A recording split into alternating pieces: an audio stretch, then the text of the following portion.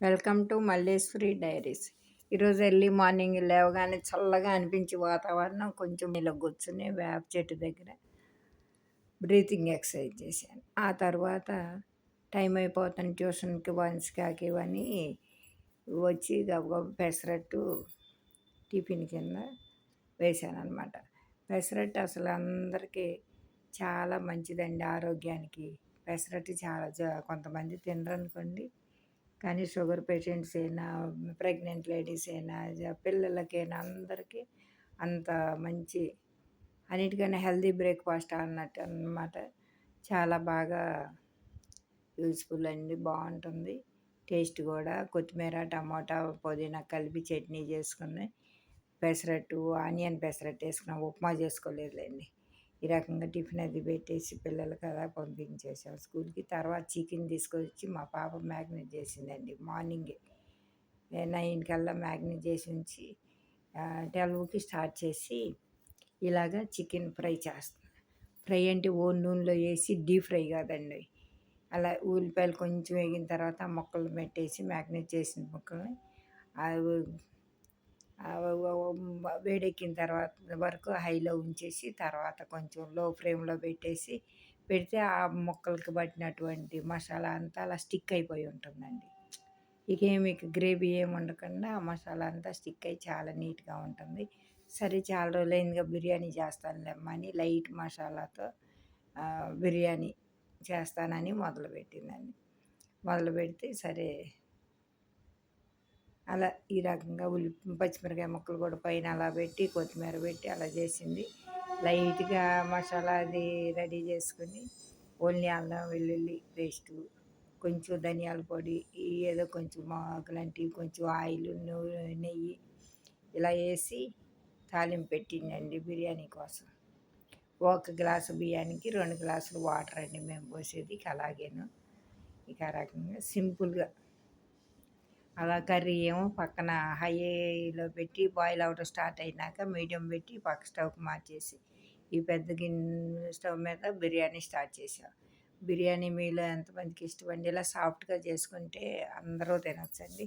బిర్యానీలో only mutton, potato ఇవి వేసింది. క్యారెట్ అవన్నీ కట్ చేయలేదు. పన్నీర్ అవి ఉన్నాయి కానీ వదిలేము, ఇంకా చికెన్ ఉంది కదా వదిలే అన్నాను నేను, పన్నీర్ అవి వేయిపోతలే అని.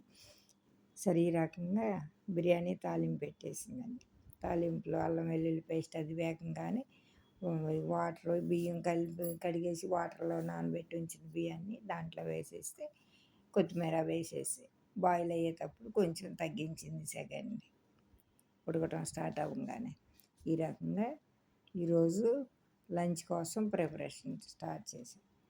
అది మా వర్ణి అంటుందిలే, మొన్న వర్ణిక వంశిక మా అమ్మ ఏంటో మొన్న ఈ మధ్య అమ్మమ్మ 2 డేస్ ఒకరోజు చికెన్ బిర్యానీ, ఒకరోజు ఇలాగ 2 రోజులు చేసింది.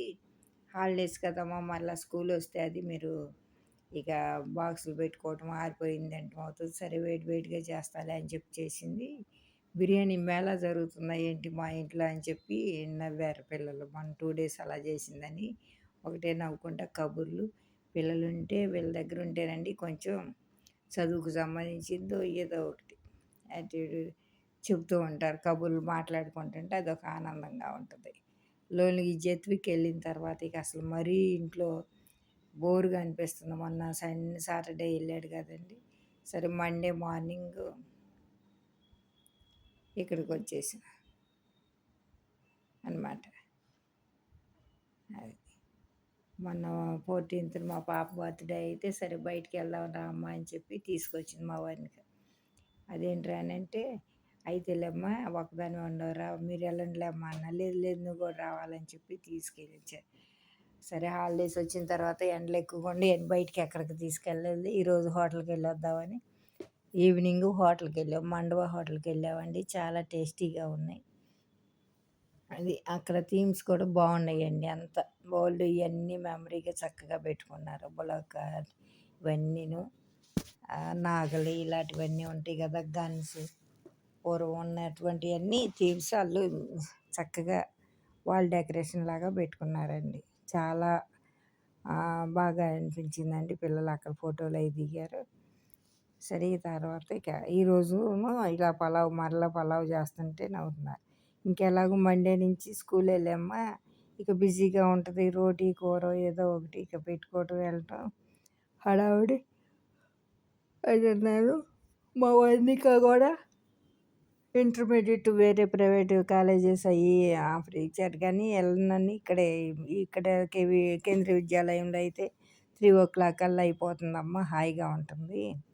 అక్కడైతే మరి ఇక నైటు 8 అవుతుంది, వద్దులే అని ఇలాగే దీంట్లోకి వెళ్దామని చెప్పి అంది. సరే అని చెప్పి దీంట్లోనే కేంద్రీయ విద్యాలయంలోనే ఎంపీసీ తీసుకుందండి. ఇక అది మా వంశిక ఏమో 1K సబ్స్క్రైబర్స్ అయ్యారు కదండి, అదో సెలబ్రేషన్ చేసుకుంది. ఇప్పుడు అదే స్టడీ దాని గురించే వీడియోస్ అవి పెడుతుంది. డుగ్గు చేసి ఛానళ్ళల్లో వంశిక ఆర్కే అని చెప్పి పేరు కూడా మార్చుకుందండి. ఎవరైనా చదువుకునే పిల్లలు ఉంటే కనుక సబ్స్క్రైబ్ చేసుకుని చూసుకోండి, చదువు గురించే చెప్తుంది తను. చాలా ఆనందంగా ఉందండి 1K సబ్స్క్రైబర్స్ అయ్యారని. ఎప్పుడో చిన్న 5 ఇయర్స్ బ్యాక్ ఎప్పుడో పిల్లలు ఆడతా పాడతా ఏదో ఆడతా పెట్టారు, అది ఆడుకునే ఆటలు అని. ఆ తర్వాత ఈ మధ్య ఒక 2 మంత్స్ 3 మంత్స్ నుంచో పెట్టండి అమ్మ ఎలాగో ఉందిగా ఛానల్ అని అంటే పెడుతుంటే ఈ మధ్య స్టడీ గురించి చెప్తూ పెడుతుంది వచ్చవండి పోస్టులు. చాలా బాగా చెప్తుందంటండి. హిందీ నాకైతే అంత బాగా రాదులేండి, కాకపోతే తను చెప్పే విధానం అది చూసి చాలా బాగా చెప్తుంది అని అనిపించింది. స్టేజ్ ఫియర్ అలా లేకుండా ఉంటుంది కదా, అలా అనిపించిందండి. చాలా బాగా ఆనందంగా అనిపించింది, ఆనందం వేసిందండి. చిన్న వయసులోనే పిల్లలు అసలు కబుర్లు వీళ్ళు ఎంత జనరేషన్ అప్పటికి ఇప్పటికి ఎంత మార్పు అని అనిపించిందండి. రానున్న రోజుల్లో మా పాప పుట్టినప్పుడు ఎప్పుడు ఆకాశంలో వెళ్తా కూడా ఫోన్లు మాట్లాడుకోవచ్చు ఇలాగ వస్తుందని చెప్పి ఒక ఎండమూరి గారు ఎవరో నవల రాస్తే కార్డులు సిస్టమ్ ద్వారా మనీ అని ఏదో నవల చదివి అనిపించింది బుక్లో చదివినప్పుడు ఇలాగ ఉంటుందా అని. ఆ తర్వాత మా పాప పుట్టి కొంచెం పెద్ద అయిపోయిన తర్వాత సెల్ ఫోన్లు ఇవన్నీ వాడుతుంటే ఇక ఓహో ఇలా మార్పు అనేది వచ్చింది అనమాట. కార్డుల సిస్టంతో డబ్బులని తీసుకోవటం ఇలాగా అనిపించింది. ఎంత మార్పు ఇప్పుడు ఇక అసలుకి ఈ స్మార్ట్ ఫోన్లు పెట్టుకుని పిల్లలు చిన్న పెద్ద లేదు, అసలు వాటి గురించి ఎలా తెలుసుకుంటున్నారో ఆశ్చర్యం వేసింది. మా జత్విక్ అయితే నీకు తెలియదులే, నేను ఏదన్నా అడిగాను అనుకో, ఏం లేదు నీకు తెలియదులే నాని అని అంటాడు. వాళ్ళు ఏదన్నా మాట్లాడుకుంటున్నప్పుడు అడిగితే పిల్లలు, వీడు ముందే నీకు తెలియదు అంటాడు. సరే ఇక ఈ రకంగా పిల్లలు కబుర్లు అవి చెప్పుకుంటూ లంచ్ ఎంజాయ్ చేసామండి. ఈ రోజుకైతే ఇంతేనండి. రేపు మరలా ఇంకొక వీడియోతో మీ ముందుకు వస్తానండి. ఓకే అండి, బై. నచ్చితే కనుక లైక్ చేసి సబ్స్క్రైబ్ చేసుకోండి. బాయ్.